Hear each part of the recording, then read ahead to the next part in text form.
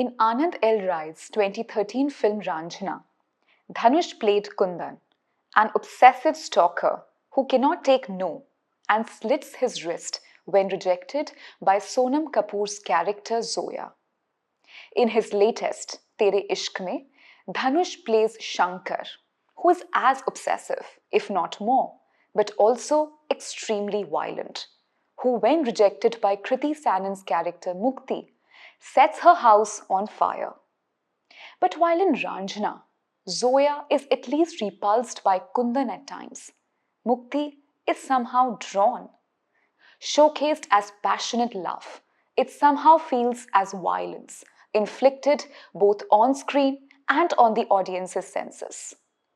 Written by Neeraj Yadav and Himanshu Sharma, the film opens in Ladakh, where our best man for the job, Flight Lieutenant Shankar Gurukul, is in full combat mode, engaging with the enemy just on the basis of a call of his stomach, whatever that means. He cannot take orders, gets grounded, and is handed over for psychological evaluation to Dr. Mukti, who is heavily pregnant but somehow dispatched to an impending war zone. The moment they meet, trapped anger, guilt, and sorrow emerge, triggering a flashback to their first encounter. We meet Shankar, a law student and DUSU president who beats up boys for political support. Mukti, at the same college, is presenting her thesis on anger and violence.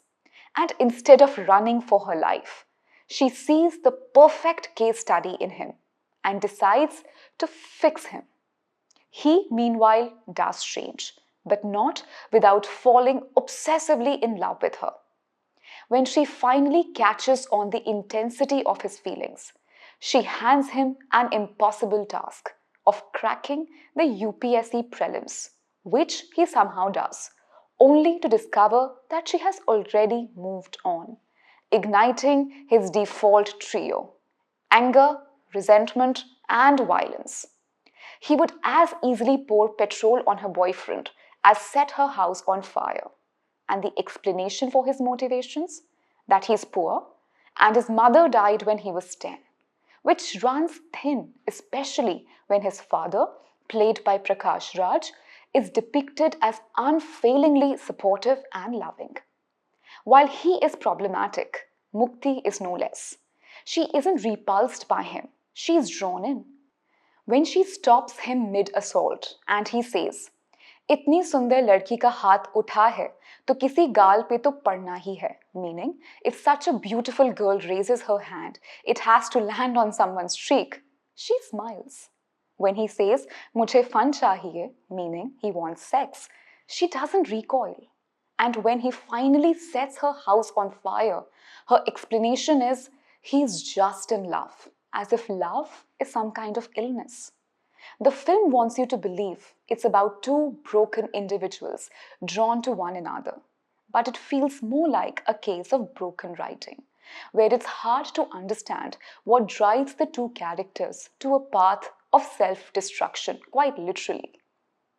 Rai's Ranjana had two strong suits, A.R. Rahman's music and Banaras, which functioned like a living, breathing character.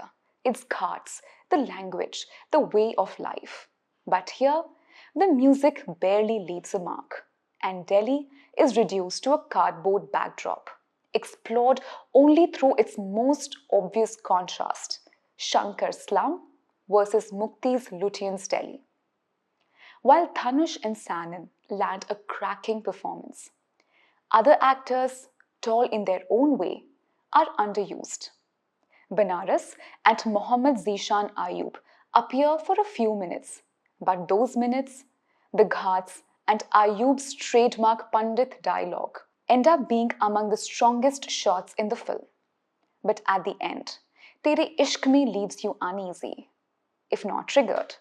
It leaves you thinking, why are we glorifying toxic, violent, so-called alpha males? And why is it okay for a female to have saviour complex, that her love can somehow fix him? Why are we still exploring them in 2025? Or with Kabir Singh and Animal, are we sliding back?